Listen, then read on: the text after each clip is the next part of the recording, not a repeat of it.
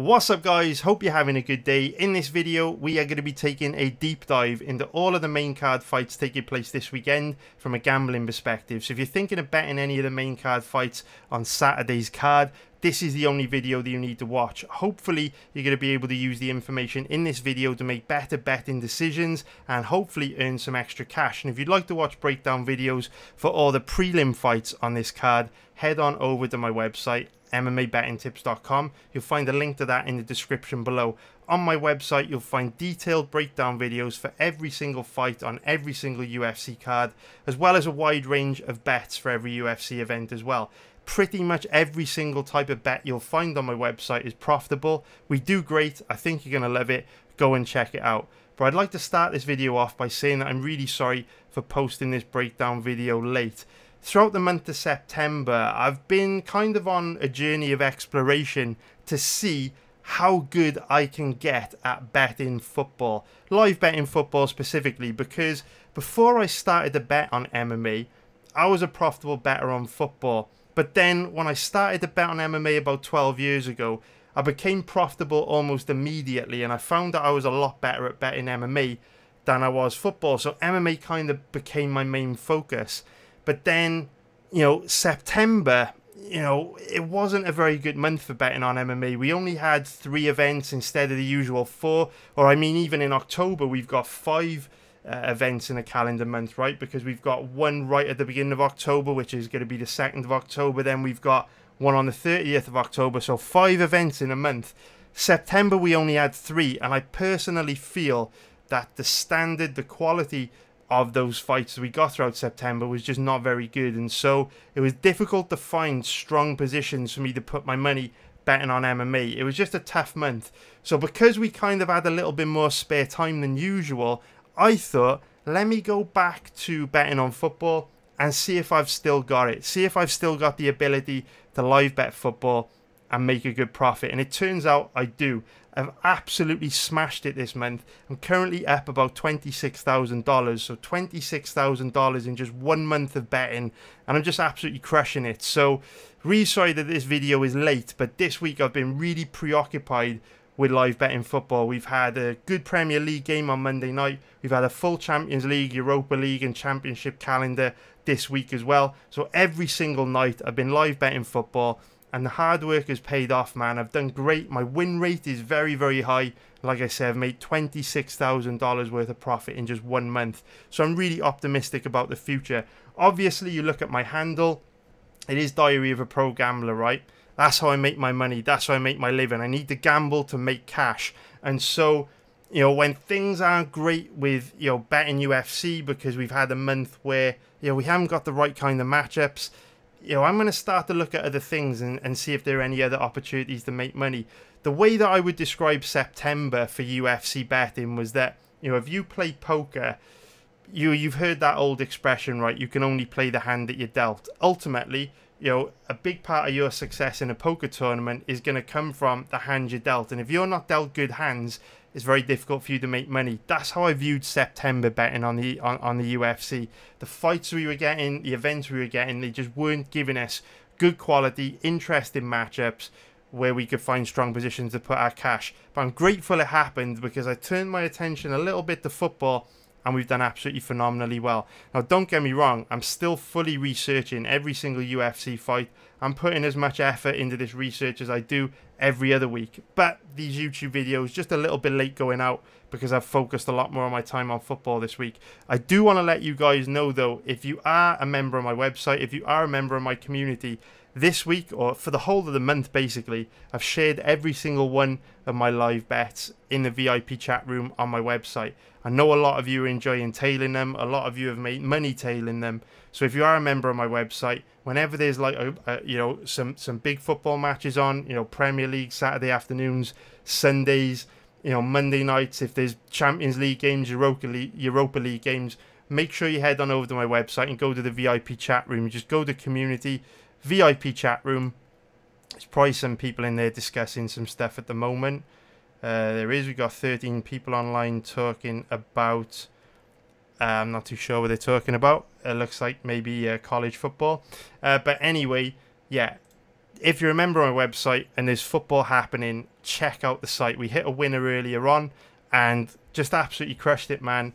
I'm very optimistic about the future. This isn't going to detract away from MMA in any way, but it's going to be a nice money train to kind of add to what we're already doing on UFC. So yeah, I've made $26,000 profit this month. The vast majority of that has been on football, and with how we've kind of been predicting so many games to play out exactly how we thought they would based on our research, I'm very optimistic that I'm going to be able to keep this going and replicate this every month. So like I say, man, if you're a member on our website, get on board, jump in the VIP chat room where we share these live bets during the games and make some money with us, man. So yeah, I'm very sorry that this video is posted late, but I've just been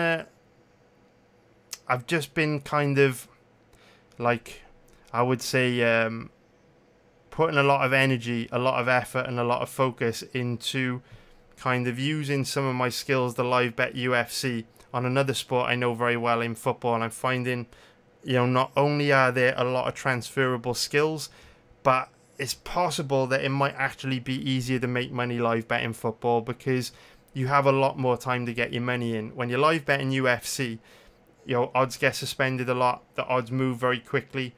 In football, you have a lot more time to lock in your bets. So I'm really optimistic about where this could go. And yeah, this is why the video is a little bit late this week. You know, when you make $26,000 in a month across a pretty big number of bets as well, you know, there's something to that. So yeah, just got to put a little bit of time and focus into that at the moment. And hopefully you understand, man. Diary Pro Gambler, I've got to bring home the bacon. You know, betting on sports, and if MMA is not great one month, I've got to look elsewhere to make the bacon somewhere else. That's what we did. Crushed it on football this month. But now let's focus on these fights. UFC Fight Night Santos versus Walker. 6 interesting main card fights for us to dive into here. Let's get into it. The first fight that we're going to talk about is probably the, you know, I would say the least interesting fight that we're going to be discussing on this main card. But sit tight. We'll get through Hernandez versus Breeden as quickly as possible, and then we'll get into the more interesting matchups. So if we start off by taking a look at the odds on this one, Alexander Hernandez is obviously one of the biggest favourites on the card. We can see that he's currently around about an average of 1.18, which is minus 556 for an implied probability of 85%. And if we take a look at the odds on Mike Breeden, he is currently around about an average of 5.0, which is plus 400 for an implied probability of 20%. So one of the main reasons why Alexander Hernandez is a big favourite is because if we scroll down to the bottom here, we can see that he was originally scheduled to face Leonardo Santos. So Mike Breeden stepping up on short notice to make his UFC debut on about 2 weeks notice, which is never going to be easy. In terms of how these guys match up on a tail of the tape, Hernandez 29 years old, 5'9" with a 72-inch reach. Breeden 32 years old, 5'10" with a 70-inch reach. So both guys roughly about the same size. Not too much of a size difference here. Roughly about the same age as well. Breeden a little bit older. So it's never going to be easy to make a UFC debut on short notice. And on top of that, this is a tough stylistic matchup for Mike Breeden. Mike Breeden is one of these guys that is okay everywhere, but he's not really great at anything in particular. He's not a particularly skilled wrestler. You know, he doesn't really carry too much power in his hands. He's not particularly fast. You know, he's just very average everywhere. He's a solid fighter in terms of, you know, his skill set is serviceable everywhere. But it's not like you can point to a few things Breeden does really well and has, you know, certain skills that are at a decent level which could cause Hernandez trouble. You know, make no mistake, Hernandez is significantly better than Breeden in every single aspect of MMA. Breeden's a very meat and potatoes fighter. You know, he's just a wrestle boxer, comes forward a little bit flat-footed, a little bit slow, likes to pressure his opponents and just likes to chip away at them, you know, at a decent pace with a decent volume of strikes, but doesn't really carry much power in his hands and is not, you know, is not a style that Hernandez wouldn't have seen 100 times in the gym before. So Hernandez is a hell of a lot better than Breeden. And his odds reflect that, unfortunately, right? He's one of the biggest favourites on the card. The issue that obviously I have with Hernandez, and I always have with Hernandez, is that he does tend to slow down as the fight progresses, which makes it impossible to ever bet him as a big favourite, right? If we look at his current odds, which are 1.18, minus 556, those odds carry an implied probability of 85%, which means in order to get value on this guy, got to give him a better than 85% chance of winning, which is virtually impossible to do when we know if you make this guy work hard, he tends to gas out and slow down very bad. So even though Mike Breeden is second best this guy everywhere, if Breeden can make Hernandez exert a lot of energy in round 1, tire him out, wear him down a little bit, I do think Breeden could make this fight competitive in rounds 2 and 3, not because he's anywhere near the level of Hernandez from a technical point of view, but because Hernandez becomes very sloppy, very easy to hit, and very ineffective when he gets tired. Now, Hernandez is making big improvements to his fight IQ. He's also making big improvements to his cardio. He's learning to just manage his output and his volume better, so he can perform at a better level across 3 rounds. But the problem with a guy like Hernandez is if you make him work, he's still going to get tired. One of the biggest adjustments Hernandez has made in managing his output over 3 rounds, so he doesn't slow down as much, is that he just starts a little bit slower now and paces himself better. But if Breeden can make him work hard early, he's still going to gas out, which is why this fight is an easy pass for me. I don't want to bet on Hernandez because I don't trust a fighter at those odds that has a bad gas tank, but I also don't see enough to want to bet Breeden because he's second best to Hernandez everywhere. He's taking the fight on short notice, and Hernandez is probably going to win this fight easily. So it's an easy pass for me. Now let's get into talking about a much more interesting fight from a betting point of view, which is going to be Jared Gordon against Joe Solecki. So let's take a look at the odds on this one. Joe Solecki is currently the favourite at average odds of about 1.72, which is going to be minus 139 for an implied probability of 58%.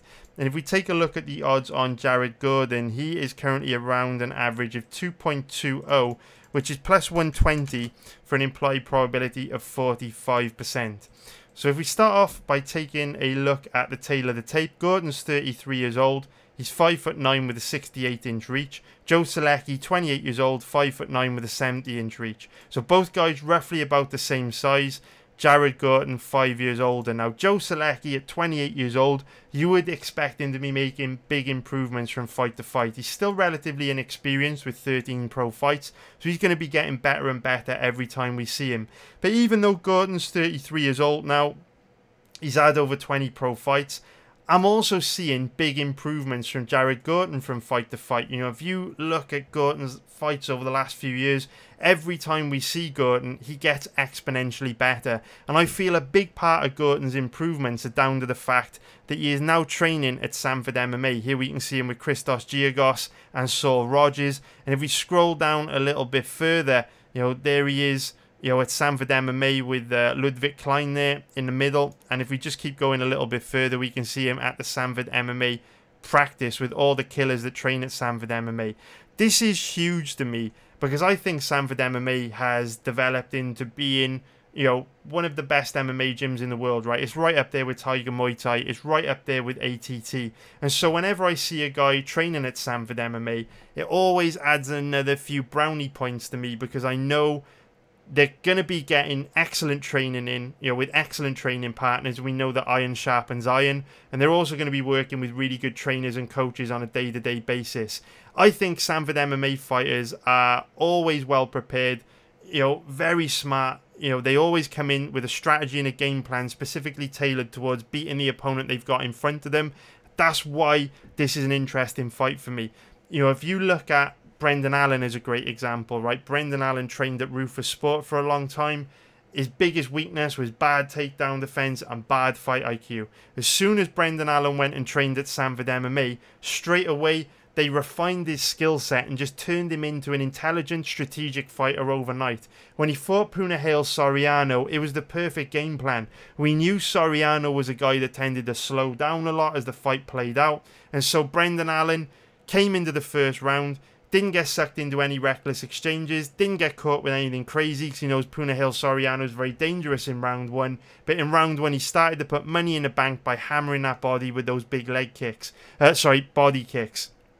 This is strategy on levels we'd never seen from Brendan Allen before. And that was a sign to me that when you go to Sanford MMA, the coaches, the trainers, they get you very, very well prepared for the specific opponent in front of you. Because we'd never seen Brendan Allen fight safe like that. We'd never seen him hammer the body of his opponents like that. It was the perfect game plan to zap the gas tank of Soriano, knowing he's a guy that tends to slow down a lot as the fight progresses anyway. And we also saw it with Gilbert Burns in his fight against Stephen Thompson. You know, Gilbert Burns has always been one of those guys that's a little bit reactive, you know, just loves a scrap.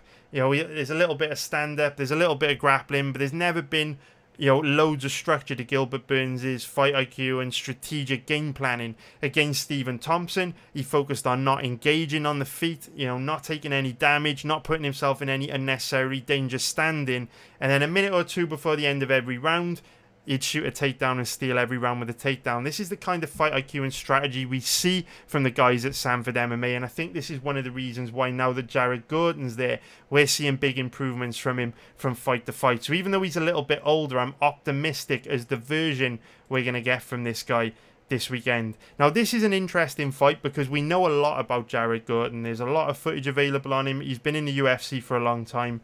You know, there's no unanswered questions over Jared Gordon, but there are a lot of unanswered questions about Joe Solecki. We don't know a lot about his takedown offense. We don't know a lot about his offensive wrestling. We don't know a lot about his striking. We don't even know a lot about his cardio if you force this guy to work hard.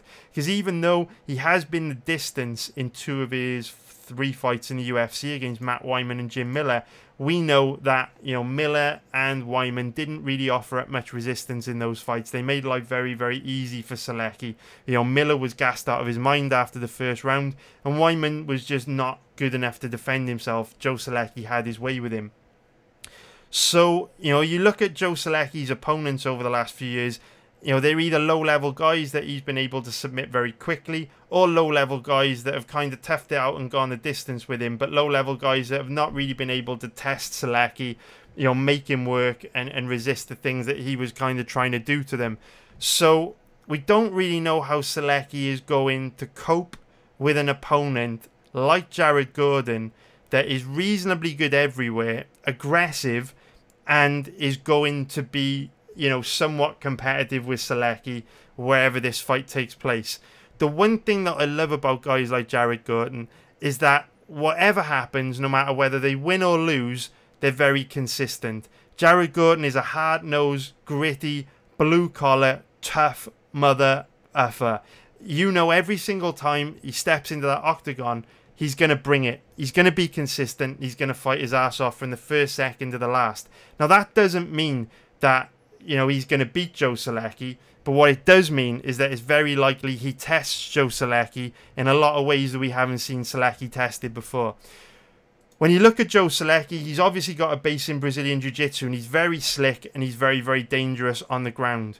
From what I've seen of him in flashes, though, his offensive wrestling doesn't look great to me. He's amazing when he gets you to the ground, but he doesn't look particularly good at getting his opponents to the ground, which is quite significant because even though Jared Gordon's takedown offense isn't great, he does have a base in wrestling, and what you notice about Gordon is when you do take him down, he's very good at scrambling back up to his feet very quickly. He's also pretty good at defending himself on the ground. He's got decent submission defense.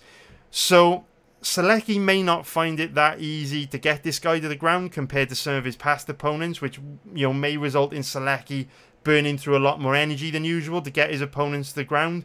And when Solecki does get the fight to the ground, like I say, Gordon's really good at scrambling back up to his feet quickly and creating scrambles on the ground to work out of bad positions. And so we're also likely to see Solecki have to burn through a lot more energy on the ground to try and establish and maintain dominant positions, which could, you know, from everything I've just said, result in Solecki burning through a lot more energy in all positions we usually see from him, and, you know, maybe slows down a little bit as this fight progresses, which could put him in a lot of trouble here because Jared Gordon is a hard-working cardio machine that likes to push a high pace. Now, we don't know a lot about Joe Solecki's striking. It doesn't look anything special to me, but because he's such a good grappler, you know, he's been able to drag his opponents to the ground very, very quickly, so we haven't really had a good look at it. We know a lot about Gordon's striking, though. You know, he is a little bit reckless. He does have a habit of getting rocked, dropped, wobbled, knocked out. He does get dinged a lot. But because Joe Solecki is predominantly, you know, a BJJ guy that doesn't really seem to have too much power in his hands, I think Gordon's going to be just fine here standing. I would give quite a big advantage when it comes to striking to Gordon. What I really like about Gordon is that he throws a really diverse range of strikes and he mixes things up well.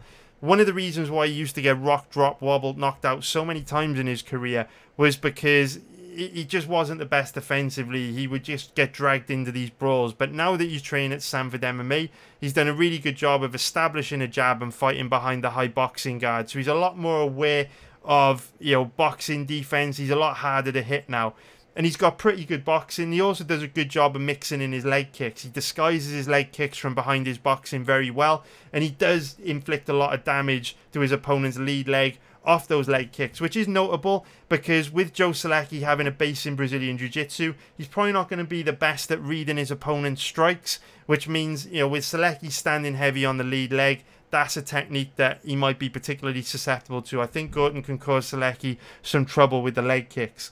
So this is a really interesting matchup because Solecki is extremely good at one thing, which is Brazilian Jiu-Jitsu. And if he's able to get Gordon to the ground and take Gordon's back or, you know, jump on a deep submission, Gordon's going to be in a lot of trouble. But in actual fact, in any other area the fight takes place, I think Gordon's going to do all right here. If it stays standing, I think Gordon's going to do pretty well.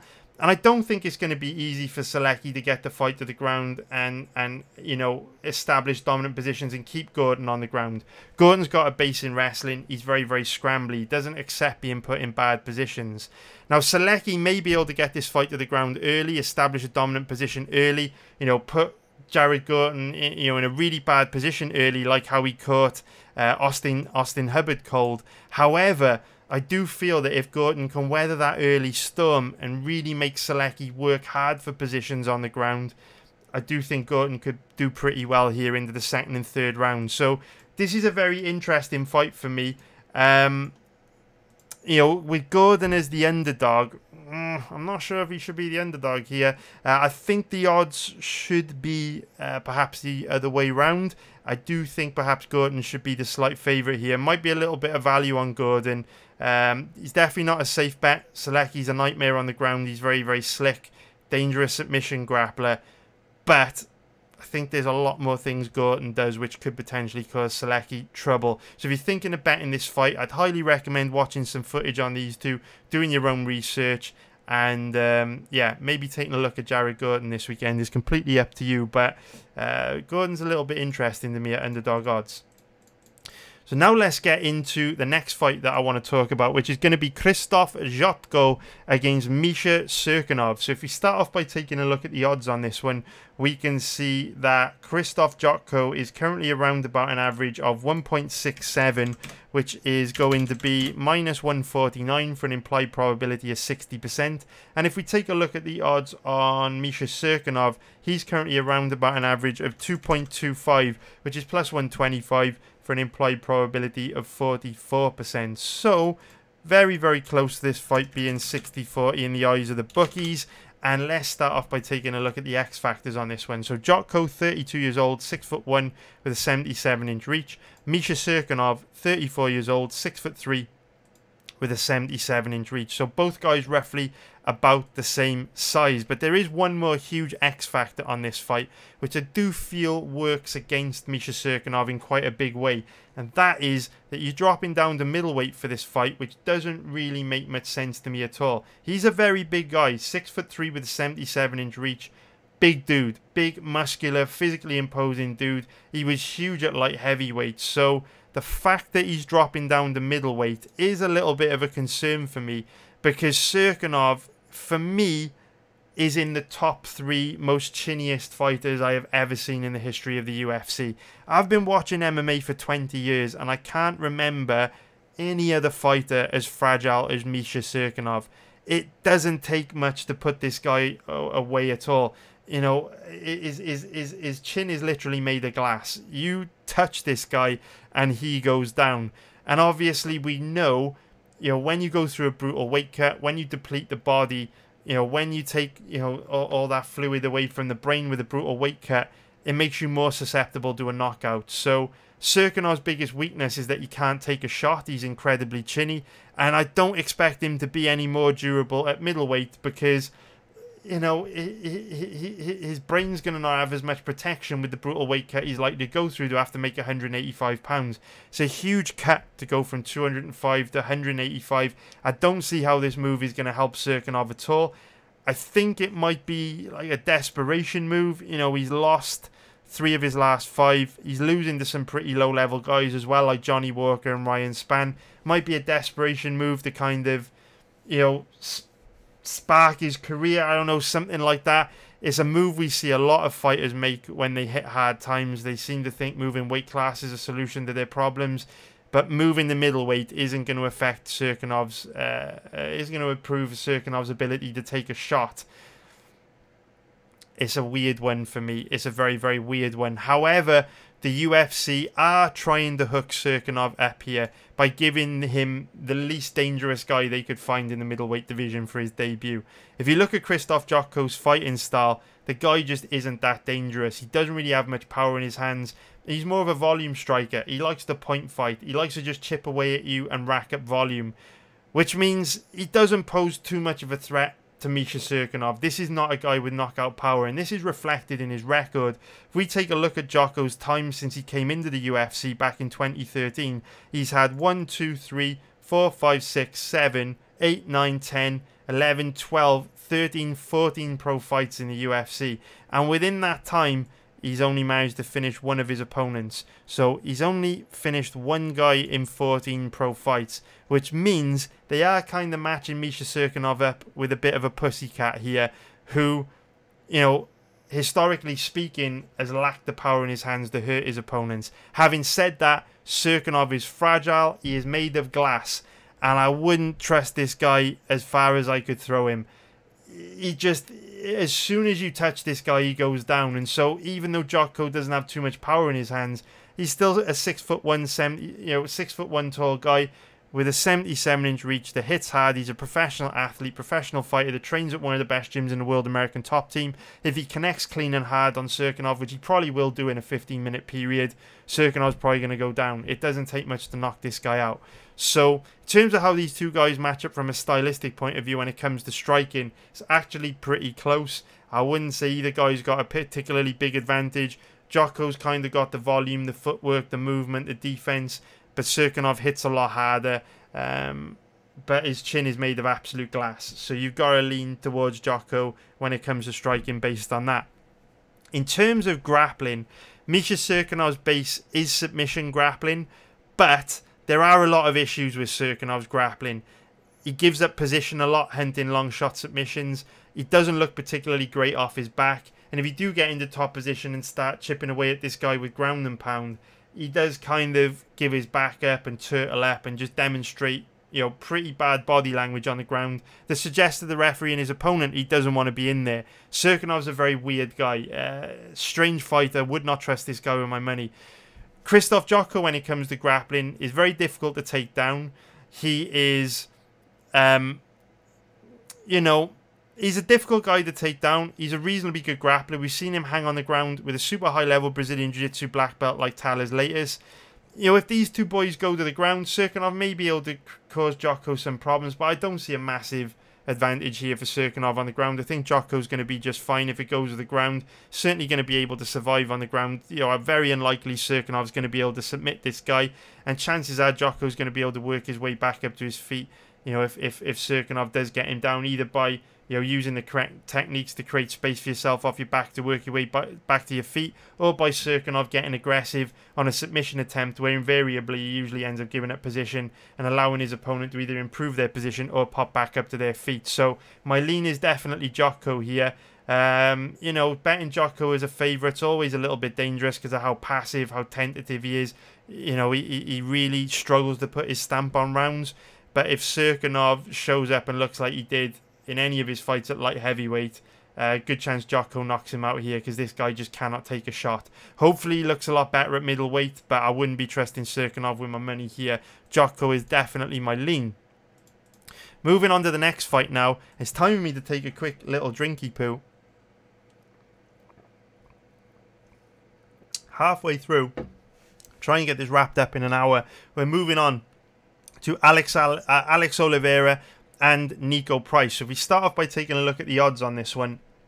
Nico Price's odds have been absolutely annihilated this week. If we look at the odds movement chart, we can see earlier on in this week he was around about a 1.76 favourite. His odds have been absolutely decimated now, down to an average of 1.56, and rightly so. I do think this is a good stylistic matchup for Nico Price. So if we look at his odds, we pop them into the implied probability calculator, we can see the odds of 1.57 give him an implied probability of 64%. That's minus 175. If we take a look at the odds on Alex Oliveira, he is currently around about an average of 2.50, which is going to be plus 150 for an implied probability of 40%. So the bookies are still seeing this as roughly 60-40 in favour of Nico Price. And I do possibly think I favour Nico Price a little bit more than that. I do think this is a good stylistic matchup for him for a few different reasons. So let's look at the X factors. Alex Oliveira, 31 years old, 5'11" with a 76.5-inch reach. Nico Price, 32 years old, 6 foot tall with a 76-inch reach. So both guys are around about the same size and around about the same age. But I do think that these are two guys on very different career trajectories. I've been very critical of Nico Price in the past. I didn't rate Nico for the longest time. I thought he was a low-level fighter with bad defense, bad cardio, and he got away with it by having nuclear missiles in his hands. Nico Price was one of these low-level guys that wouldn't be able to compete with his opponents from a technical point of view, but his great equalizer was those big power that he had in his hands that he was able to knock guys out with and hurt them very bad. Nico Price, though, is one of these fighters that is improving at an insanely fast rate. I'm so impressed with Nico Price. If you ask me, out of all the guys in the UFC, who is the guy that is making the biggest improvements from fight to fight, and who has improved the most in the shortest space of time, Nico Price would be right up there for me. Every single weakness, or almost every single weakness that Nico Price had in his first couple of years in the UFC, he has improved upon dramatically and is so impressive. He must be doing big work in the gym, and it's just amazing to see, man. I can't say enough good things about the work that Price must be putting in behind the scenes, because earlier in his career his gas tank was very bad. Now he's able to fight at a really high pace for 3 rounds. We saw in his last fight in particular against Michel Pereira, that fight was contested at a crazy high pace. He was mounted in round 2, forced to carry Pereira's body weight, forced to exert tons of energy throughout that fight, and yet in round 3 his hand speed was still good. He still moved well, he pushed a high pace, kept a good volume up for 3 rounds. Gas tank not an issue anymore. Well done, Nico Price. You're a fucking beast, mate. Nico Price's other weakness throughout his career has been his boxing defense, right? Very reckless, very easy to hit. If you go watch Nico Price now in his last 2 against Pereira and Cerrone, he does a really good job of staying behind the high boxing guard and just being a little bit more measured, reading his opponents, using head movement to slip the shots, roll with the punches, and applied controlled aggression and controlled pressure to coming forward and putting his opponent onto the back foot and forcing him to fight in an uncomfortable range. Nico Price is quietly turning into a very skilled pressure fighter that can go at a high pace for 3 rounds, and with the power he's got in his hands and with how tough he is, he's turning into something that's a little bit special and a little bit of something that we need to keep an eye on, because this guy is just making such big improvements from fight to fight, and at 32 years old, he's still got more improving to do. I'm excited to see what we get from this guy in the future. I'm so high on him. I think he's done a brilliant job of tightening up his weaknesses.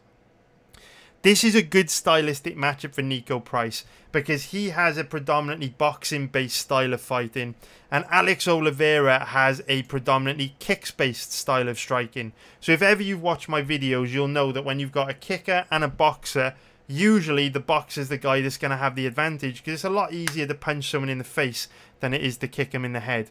Now, if you're fighting Alex Oliveira at distance in the middle of the octagon with two guys stood in kickboxing range, Alex Oliveira is a tough guy to deal with, because he does a really good job of using his length to chip away at you with leg kicks and body kicks from a safe distance.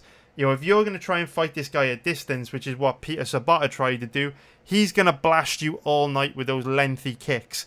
But if you come forward, pressure this guy, force him onto the back foot, force him to fight on the outside, he no longer has the time and space he needs to get those kicks off. And that's when he becomes a very sloppy striker. Because Alex Oliveira is not a good boxer. And when pressured, he becomes very sloppy and very, very bad defensively. So standing up, this is a brilliant fight for Nico Price. Because Nico likes to come forward, put you on the back foot, force you to fight in an uncomfortable range on the outside, take that time, take that space away from you, and that's the exact style that Alex Oliveira will struggle against. Alex Oliveira is very much a single shot striker, single punch, single kick, no real combinations, no real fluidity to his striking, whereas Nico Price has got decent combinations, he mixes things up well. I just think Price has got the advantage standing here, and on top of that, Alex Oliveira is pretty bad defensively, and again, Nico Price hits like a fucking truck. If Price catches Oliveira, he's going to hurt him bad. But there are issues with Nico Price. He has made big improvements, but, you know, there are issues with every fighter, right? Every fighter has strengths and weaknesses. Show me a fighter that doesn't have weaknesses. I'll show you a fighter that you haven't researched properly. No fighter is perfect. And there is, you know, things that Alex Oliveira can do in this fight which can cause Nico Price trouble. One of the big areas that Nico Price still needs to improve is his takedown defense and ground game. Price's takedown defense isn't great, and when he's on his back, he's not great either. He does a reasonably good job of scrambling off the bottom and working his way back up to his feet, but his ground game's definitely a little bit sketchy to me, which is a big risk factor in this one, because Alex Oliveira is one of these guys that is a decent offensive wrestler. He's got big, long, old arms that he uses to wrap around his opponent's legs and drag him to the ground off double legs. And when Alex Oliveira does get into top position, he's pretty heavy from top position. But that wouldn't be a deal breaker here for me, because even though Nico Price's takedown offense isn't great and he is weak off his back, Alex Oliveira is also incredibly weak off his back. The difference between these two is that Alex Oliveira is way weaker on his back than Nico Price, in terms of if you take Price and Oliveira down, good chance eventually Price is going to find a way to work his way back up to his feet. Whereas if you take Oliveira down, you can rack up a lot of top control on this guy. So out of the two, Oliveira is more likely to scout for takedowns in this fight, particularly because I feel he's going to struggle standing, so he's going to want to use a little bit of grappling to alleviate that pressure the Price is putting on him standing. But if Oliveira, you know, does go to the ground with Price, he runs the risk of running into a reversal or a sweep or losing a scramble and ending up on the bottom. And if Price gets on top of Oliveira, Price is going to be able to rack up a lot more top control than Oliveira is going to be able to rack up on Price, just because Oliveira is a lot weaker on his back than Price is. So it's a good stylistic matchup for Price. He's a pretty big favourite, so his odds reflect that. But if you're looking to place bets this weekend, do your own research on this one, but Nico Price is maybe a guy you want to look at.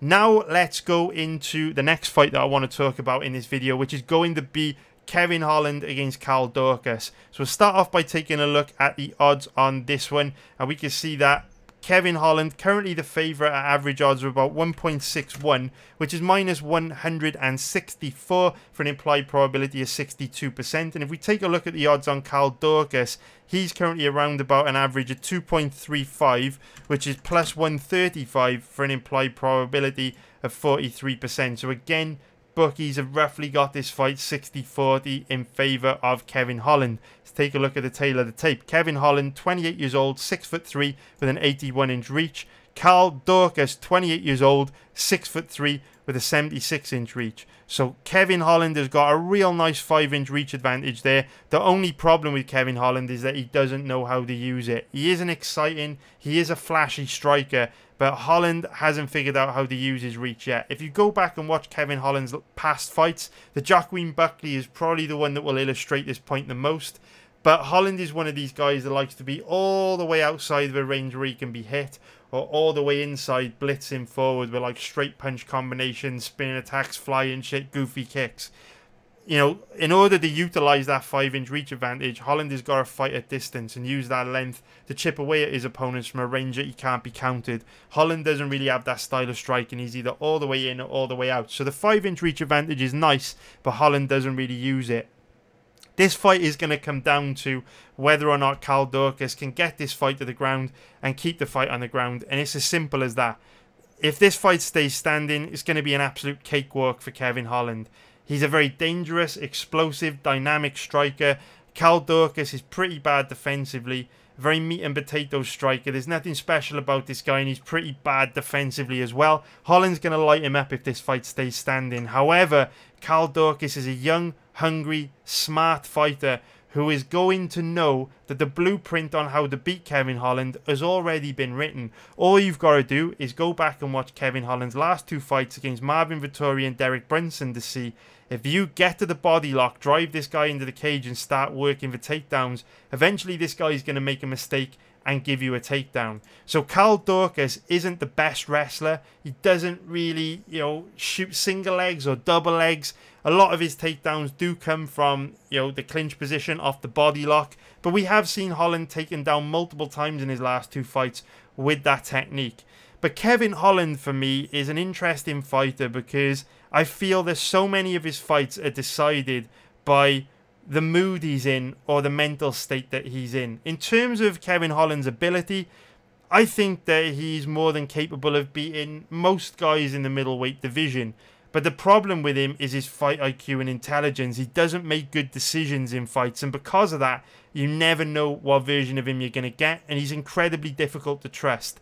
In his fights against Marvin Vettori and Derek Brunson, there would be situations where, 1 minute he would be faced with, a takedown attempt from either Holland or from either Vettori or Brunson, and he would do absolutely the correct technical thing in order to defend that takedown. 2 minutes later, he'd be faced with exactly the same challenge, and he'd do completely the wrong thing and give up a weak takedown. He's so, scatty in the cage that you just don't know what he's going to do, and I'm not sure if you can coach that out of him. Some fighters just have bad fight IQ, some fighters are just not smart, and that's just the way it is for their entire career. And I don't want to write Kevin Holland off yet, he's still only 28 years old, but when you watch him fight, it's red flag city because he makes such poor decisions in his matchups, which ultimately gift very, very good opportunities to his opponents. Now, what I do like about Kevin Holland is that he is saying and doing all the right things. You've got to give Holland some credit because he's suffered 2 really bad losses in his last 2 fights where, he's been taken down and beaten up on the ground by Vettori and Brunson. And he's saying all the right things and doing all the right things to show that he is addressing that weakness in his skill set. Immediately after losing to Vettori, he went to train at American Kickboxing Academy, which is a gym well known for producing some of the best MMA grapplers in the history of the sport. Khabib Nurmagomedov, Islam Makhachev, Daniel Cormier, Cain Velasquez, Luke Rockhold. The list goes on and on and on. So if your issue is defensive wrestling for MMA, takedown defense, there's not many better places you could go to train than American Kickboxing Academy. So that's a brilliant move from Kevin Holland. On top of that, he's also been training with former UFC welterweight champion. If we keep scrolling, I'm sure we'll find a picture eventually. There he is. Former UFC welterweight champion, former NCAA Division 1 level champion, Johnny Big Rig Hendricks, which is another great move because, again, if you're asking me who are the top 5 MMA grapplers in the history of the UFC's welterweight division, Johnny Hendricks is right up there. He might even be number 1 between him and George St. Pierre, obviously Kamaru Usman. Those 3 guys kind of battling it out at the top. But Johnny Hendricks in his day was a goddamn nightmare and a brilliant MMA grappler. So the fact that Kevin Holland is spending time with guys like Johnny Hendricks, spending time at American Kickboxing Academy is amazing. However, my issue with all that is that I'm not sure if it's even going to matter. I'm not sure if it's going to help Kevin Holland. Because in the past, Holland has shown us he knows how to defend takedowns. He knows how to create space for himself off his back and scramble back up to his feet. His defensive wrestling when he's trying to keep the fight standing is good. But his decision making, his fight IQ, his concentration is not good. And is he going to be one of these guys that just cannot keep it together in a fight? Is he going to be one of these guys that frequently loses concentration and makes mistakes? I'm not sure Hendricks or American Kickboxing Academy can help him with that. It might be a personality thing. It might be a mental state. It might be performance anxiety. Who knows? It might be self-destructive behavior, which we know some athletes have got. John Jones is a very good example. But that doesn't always personify itself in, issues outside of the cage. Sometimes it personifies itself in, actual fights or games, football matches, whatever it is. You guys know what I'm trying to say. So this fight completely comes down to what version of Kevin Holland we get. What I would say is, if you are thinking of betting the fight this weekend, I would strongly recommend you go back and watch Kevin Holland's fights against Vettori and Brunson, because for me personally, after going back and watching those fights, there's no way I could bet Kevin Holland here. Earlier on in the week, I was considering it, but when you go back and watch those two fights, it is red flag city. I cannot trust Kevin Holland. He's too inconsistent for me. But Daukaus is a guy that does slow down a lot as the fight goes on. He's not the best offensive wrestler. Kevin Holland's got him outgunned big time striking, so it's a difficult fight for him. I do expect Kevin Holland to win, but at favourite odds, I'm not interested, man. Let me know what you think in the comments below. Do you think I'm being too harsh on him? Do you think Kevin Holland's going to look great this weekend? Do you think Daukaus is worth a bet? Who's your money going on this weekend, man? Let me know in the comments below. I'd really like to get your thoughts. We now move on to talking about the main event on this card, which is going to be Johnny Walker versus Thiago Santos. So start off by taking a look at the odds on this one.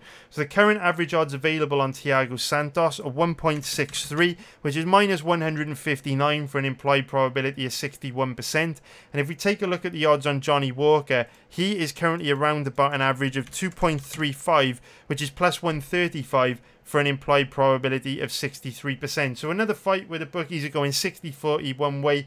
This time they're picking Thiago Santos as the favourite. And I can definitely see why.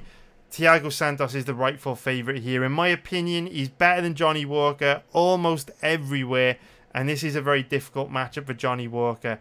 Now, the problem we've got with these two is that they're both incredibly reckless and both incredibly bad defensively, which means whichever side you go with here, whoever you pick, whoever you bet, you're going to be taking a big risk, because at any second in this fight, the other possesses the power to switch the other guy's lights off and fucking end their night. And you guys know this if you're watching this. You know this. I'm not telling you anything you don't know.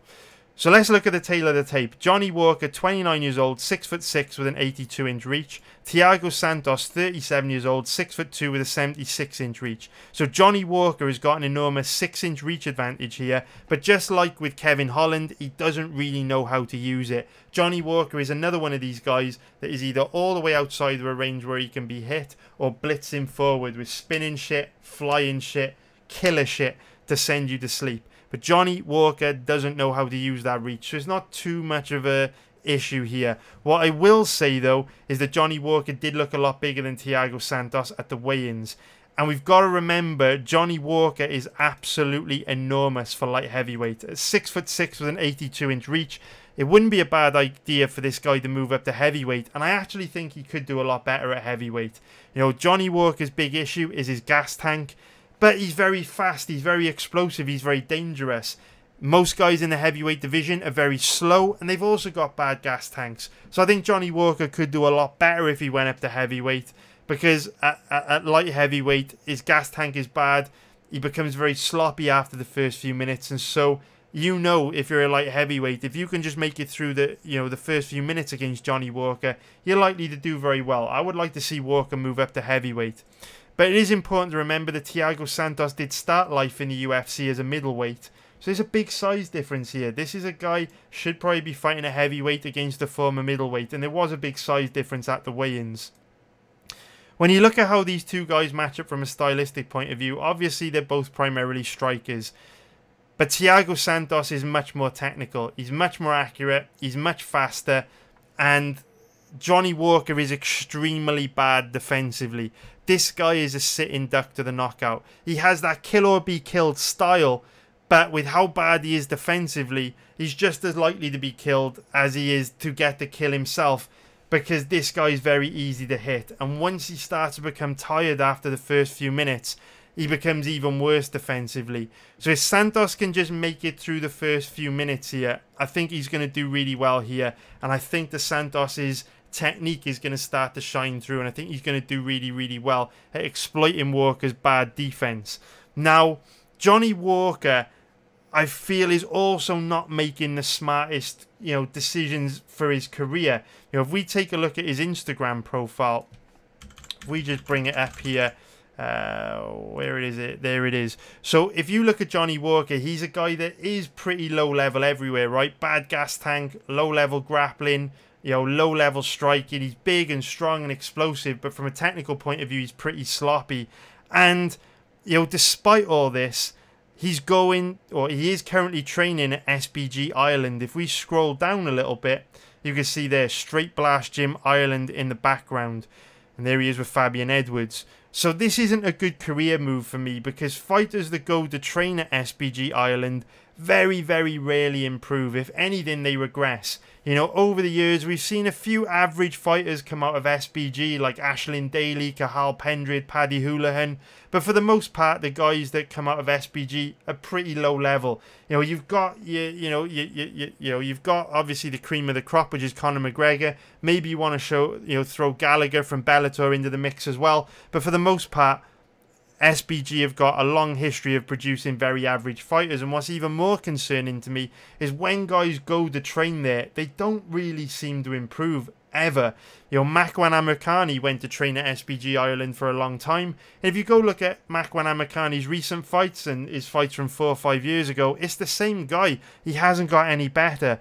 So I think this is a really bad move for Johnny Walker, because he's got so many things that he needs to work on, and I feel he's gone to train at a gym which isn't going to help him. Now, in the Fight Research live stream for this fight, someone said that he's gone to train at SBG because his girlfriend is Irish.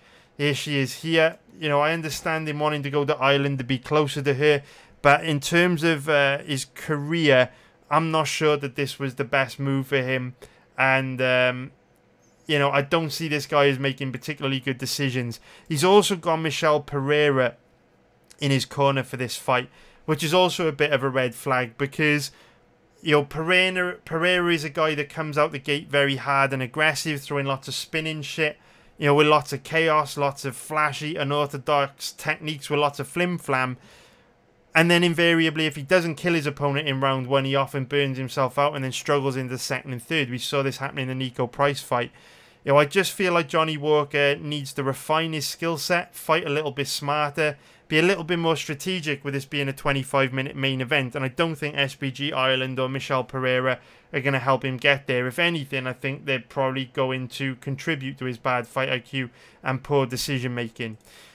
So this is a pretty good stylistic matchup for Thiago Santos. We got both guys who are primarily strikers. Santos is faster, more powerful, more technical, and has a much better gas tank, so he can fight. He can fight to the a much higher standard for longer in this fight than Johnny Walker can. So it's a good matchup for Thiago Santos, but the one problem I do have with Santos is that he's also very bad defensively. So when you see Santos come forward, he does leave his chin up high and exposed when he throws big wide hooks. He doesn't move his head much. And for all of Walker's weaknesses, the guy's still very dangerous. He throws unorthodox spinning shit with big fight-ending power.